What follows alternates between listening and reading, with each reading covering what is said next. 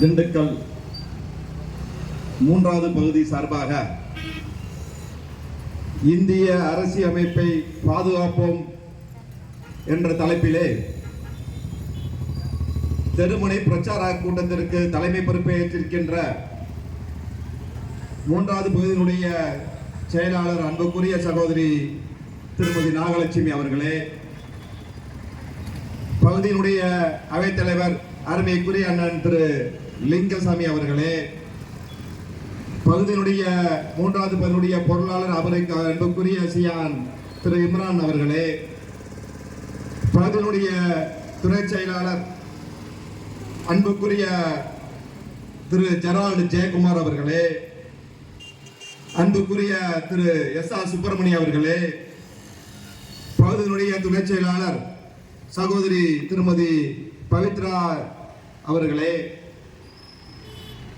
பகுதியினுடைய துணை செயலாளர் அன்புக்குரிய சியான் திரு அன்வர் ஹுசைன் அவர்களே, மற்றும் இந்த பகுதியினுடைய வார்டு செயலாளர் அன்புக்குரிய அண்ணன் திரு ரூபன் அவர்களே, 20வது வார்டுடைய செயலாளர் அன்புக்குரிய சகோதரர் திரு எர்பின் அவர்களே, 17வது வார்டுடைய செயலாளர் அன்புக்குரிய திரு முன்னாள் விஓ திரு மனோகரன் அவர்களே, 18வது வார்டியோட செயலாளர் அன்புக்குரிய சகோதரர் திரு சியான் திரு ஜான் பாட்சா அவர்களே, மற்றும் 30வது வார்டு செயலாளர் அருமைக்குரிய அண்ணன் திரு கிருஷ்ணன் அவர்களே, 31வது வார்டு செயலாளர் அன்புக்குரிய அண்ணன் திரு சித்தரஞ்சன் அவர்களே, மற்றும் இங்கு மாவட்டத்தினுடைய முதன்மை துணைத் தலைவர்கள் அன்புக்குரிய சியான் காஜா மைதன் அவர்களே, அன்புக்குரிய தலைவர் திரு நிக்கோலஸ் அவர்களே, அன்புக்குரிய இளைஞர் காங்கிரசினுடைய தலைவர் தம்பி சாகுல் அமீத் அவர்களே, மாவட்டத்தினுடைய துணைத் தலைவர் அன்புக்குரிய அப்துல் ரஹ்மான் அவர்களே, மாவட்டத்தினுடைய துணைத் தலைவர் திரு முகமது அலியார் அவர்களே, மாவட்டத்தினுடைய முதன்மை துணைத் தலைவர் அன்புக்குரிய அண்ணன் திரு உதயகுமார் அவர்களே, மாவட்டத்தினுடைய பொருளாளர் அன்புக்குரிய அண்ணன் திரு ராபர்ட் அவர்களே, பகுதியினுடைய செயலாளர்கள் அன்புக்குரிய சியான் திரு அப்பாஸ் மந்திரி அவர்களே, திரு பரமன் அவர்களே,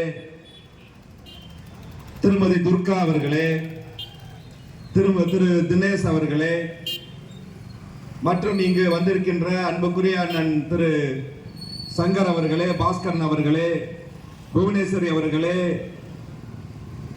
துர்கா அவர்களே, நிசா அவர்களே, திரு ரோஜா பேகம் மகிழா காங்கிரசுடைய மாவட்ட தலைவி அன்புக்குரிய சகோதரி திரு ரோஜா பேகம் அவர்களே, திருமதி சுபா அவர்களே, அழகம்மாள் அவர்களே, பாரதி அவர்களே, பர்வதம் அவர்களே, ரஞ்சிதம் அவர்களே, திரு நம்முடைய மதுரை வீரன் அவர்களே, வெள்ளச்சாமி அவர்களே, மைதன் அவர்களே, சல்மான் அவர்களே, அன்புக்குரிய அண்ணன் திரு பிச்சமுத்து அவர்களே, அண்ணன் சகாயராஜ் அவர்களே, வடிவேல் அவர்களே, மாவட்டத்தினுடைய துணைத் தலைவர் அன்பண்ணன் முருகேசன் அவர்களே, பகுதியினுடைய பொருளாளர் அருமைக்குரிய அண்ணன் ரமேஷ் அவர்களே, ஹரிகரன் அவர்களே, கணேசன் அவர்களே, மற்றும் அன்பண்ணன் தயாநிதி அவர்களே, சரவணவேல் அவர்களே, ரம்யா அவர்களே, கிருஷ்ணன் அவர்களே, ஜெயபால் அவர்களே, சுப்பிரமணியம் அவர்களே, அன்புக்குரிய அண்ணன் திரு எல்ஐசி கண்ணன் அவர்களே, யாசின் அவர்களே, மாவட்டத்தினுடைய பொதுச் செயலாளர் அன்புக்குரிய அண்ணன் ஹபீபுல்லா அவர்களே, கணேசன் அவர்களே, அவர் பழனிசாமி அண்ணன் அவர்களே, நம்முடைய ஹபீபுல்லா அவர்களே, ஹபீப் ரஹ்மான் அவர்களே, மற்றும் இங்கு நூறு சையத் அவர்களே, நௌஃபில் அவர்களே, யாரும் பேர் விடுபட்டிருந்தால் நான் அவர் பெயர்களை விழித்ததாக எண்ணி, ஆருண் சிறுபான்மையினுடைய தலைவர் ஆருண் அவர்களே, அமிர்தன் அவர்களே, 33வது செயலாளர் அண்ணன் அமிர்தம் அவர்களே, யார் பேர் அண்ணன் இப்ராஹிம் அவர்களே, சல்மான் அவர்களே, அவர் பாஜக வார்டு செயலாளர் அண்ணன் அவர்களே, மற்றும் யார் பேர் விடுபட்டிருந்தால் அவர்கள் பெயர்களை விழித்ததாக எண்ணி எல்லா பேரும் சொல்லியாச்சு. மைதன் சொல்லிட்டேன் மைதன் சொல்லிட்டேன். நம்மளுடைய அலுவலகத்தினுடைய இன்சார்ஜ் அண்ணன் தம்பி அருள் அவர்களே, நௌசாத் அவர்களே, அனைவர் பேரும் சொல்லியாச்சு. அதனால இந்த கூட்டத்திற்கு வருகை தந்துள்ள மற்றும் இந்த பகுதியில் இருக்கின்ற அனைத்து தாய்மார்களே, உங்கள் அனைவருக்கும் திண்டுக்கல் மாநகர் மாவட்ட காங்கிரஸ் சார்பாக வணக்கத்தை தெரிவித்துக் கொள்கின்றேன். அரசியல் அமைப்பு சட்டம் பாஜகவுக்கு எது எதிரி என்று சொன்னால், ஆர்எஸ்எஸ்க்கு எதிரி என்று சொன்னால் திமுக எதிரி கிடையாது, காங்கிரஸ் எதிரி கிடையாது, கம்யூனிஸ்ட் எதிரி கிடையாது. இடதுசாரிகள் எந்த கட்சி இருந்தாலும் பிஜேபிக்கு எதிரி என்று சொன்னால் ஒன்னே ஒண்ணுதான். அது என்னன்னு தெரியுமா எல்லாத்துக்கும்? அம்பேத்கர் உருவாக்கிய அரசியல் அமைப்பு சட்ட புக்கு மட்டும்தான். அந்த புத்தகத்தை பார்த்து பயப்படுறான். பிஜேபி கார யாருக்கு பயப்படுறது இல்ல, அம்பேத்கர் எழுதி வைத்த அந்த அரசியல் அமைப்பு சட்டத்தை பார்த்து அவைகளுக்கு பயம். ஏன் என்று சொன்னால் இன்று மக்கள் நிம்மதியாக வாழ்கிறார்கள் என்று சொன்னால், இந்த தேசம் பாதுகாக்கப்படுகிறது என்று சொன்னால் அதற்கு ஒரே காரணம் புரட்சியாளர் அம்பேத்கர் மட்டும்தான். 60 ஆண்டு காலமாக காங்கிரஸ் கட்சி ஆட்சியில் இருந்தது. ஆனால் 11 ஆண்டு காலமாக மத்தியில் என்ற பாஜக அரசாங்கம் நாட்டை சுடுகாடாக்கி, மத மோதல்களை உருவாக்கி, ஜாதி பிரச்சனைகளை உருவாக்கி இந்த நாட்டை சுடுகாடாக மாற்றிக் கொண்டிருக்கின்றது. அன்புக்குரிய நண்பர்களே, சிந்தித்து பார்க்க வேண்டும். பகல்காம்ல 26 பேர் இறந்து விட்டாங்க. எப்படி இறந்தாங்க? தீவிரவாதி சுட்டு இறந்து விட்டாங்க. எப்பதான் தீவிரவாதி உள்ள வந்தா? எப்படி தீவிரவாதி உள்ள வந்தா? 200 கிலோமீட்டர் தூரத்துல இருந்து, எல்லையில இருந்து 200 கிலோமீட்டர் தூரத்துல எப்படி தீவிரவாதி உள்ள வந்தா? பாஜகவோட உளவுத்துறை என்ன செய்தது? ஆனால் நீங்கள் 2 நாட்கள் முன்பு அந்த இடத்துல அவ்வளவு பாதுகாப்பு போட்டீங்களே, ராணுவ பாதுகாப்பு. அன்னைக்கு ஏப்ரல் 24ஆம் தேதி ஏன் பாதுகாப்பு கொடுக்கல? எங்க இருந்த அதிகாரிகள் எங்க? தாக்குதல் நடத்தி 4 மணி நேரமாக அங்க காவல்துறை போகல, ராணுவம் போகல. அப்ப இது ஒரு நாடகம். என்னடாது? எதற்காக இந்த நாடகத்தை உருவாக்குறீங்க? எப்படி 2019 புல்வாமா தாக்குதல்ல 40 ராணுவ வீரர்கள் சத்தார்களே, அதை வைத்து தானே மீண்டும் 2019 ஆட்சியை பிடிச்சீங்க? இந்த தாக்குதலுக்கு என்ன காரணம் என்று எங்களுக்கு தெரியாதா? அந்த தாக்குதலுக்கு எங்களுடைய அறிவுக்குரிய அன்னை இந்திரா காந்தி இருக்கும்போது நாங்க எப்படி தாக்குதல் நடத்துறோம்? தீவிரவாத தாக்குதல் நடத்த அடுத்த 1 மணி நேரத்துல தீவிரவாதத்தை அழித்தவர்களோட காங்கிரஸ் பேரியக்கம். ஆனா நீங்க என்ன செஞ்சீங்க? 10 நாளா வெயிட் பண்றீங்க. எதுக்குடா வெயிட் பண்றீங்க? எதற்கு வெயிட் பண்றீங்க? நீங்க பாகிஸ்தான்ல போர் போடுறீங்கன்னா என்ன, எதற்காக அவங்களுக்கு தகவல் தெரிவிக்கிறீங்க? பாகிஸ்தானுக்கு ராணுவத்துக்கு தகவல் தெரிவிக்கிறாங்க, நாங்க உங்க மேல போர் தெரிவிக்க போறோம், நீங்க அங்க இருக்கலாம் ஓடி போயிருக்கா, நாங்க அப்படி தகவல் தெரிவிக்கிறீங்க.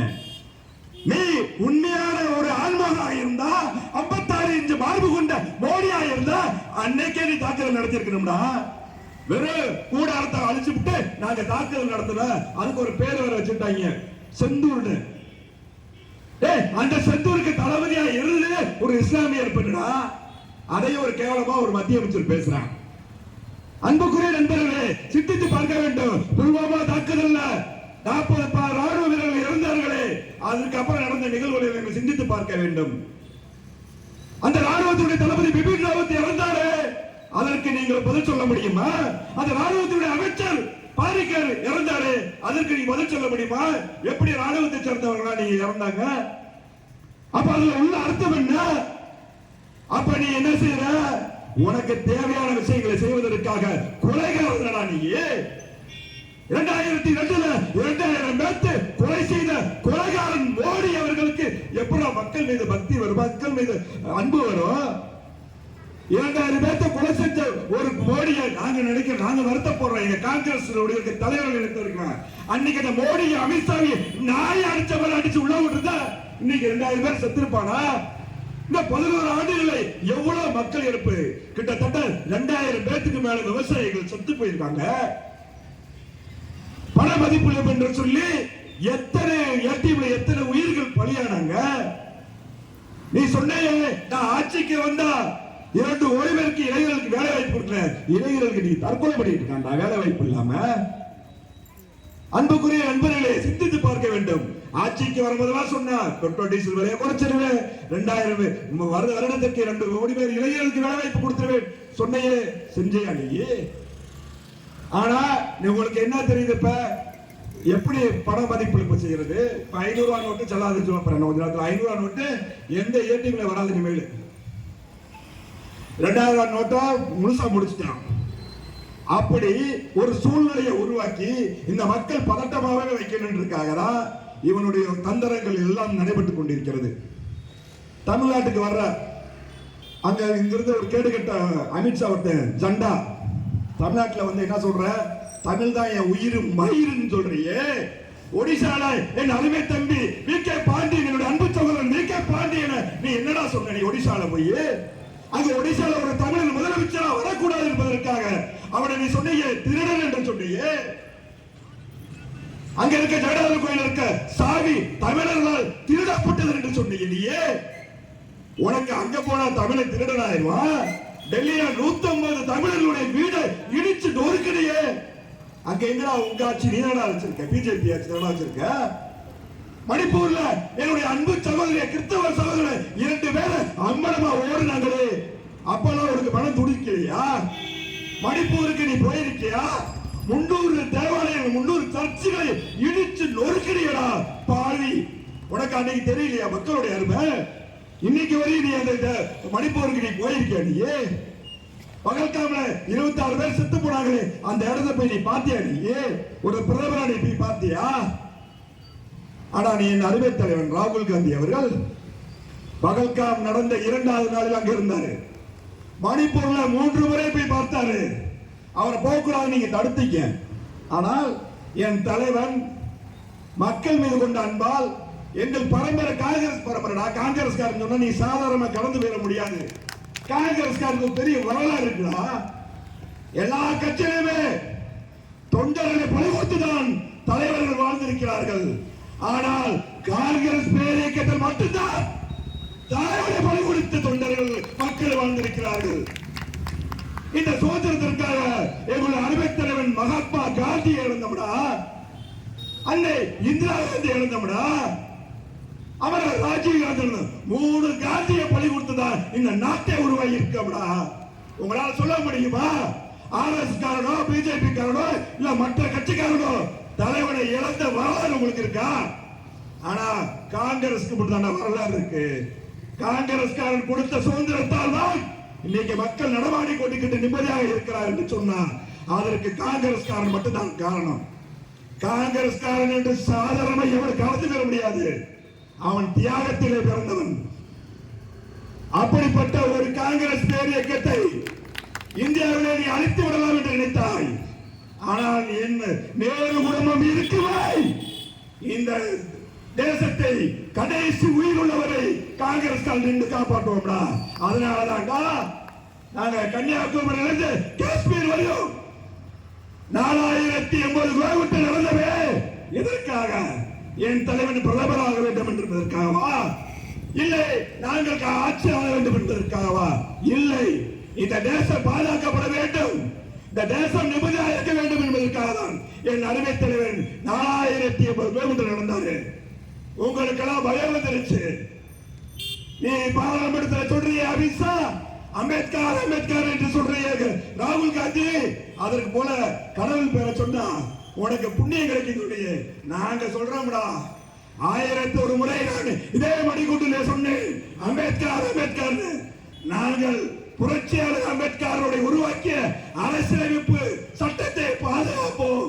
இந்த தேசத்திற்கு எதிராக இருக்கின்ற பாஜக ஆர்எஸ்எஸ் வேறு போன்று சொல்லி வாய்ப்பளித்த அனைத்து உள்ளவர்களுக்கு நன்றி தெரிவித்துக் கொள்கின்றேன். நன்றி, வணக்கம், ஜெய்.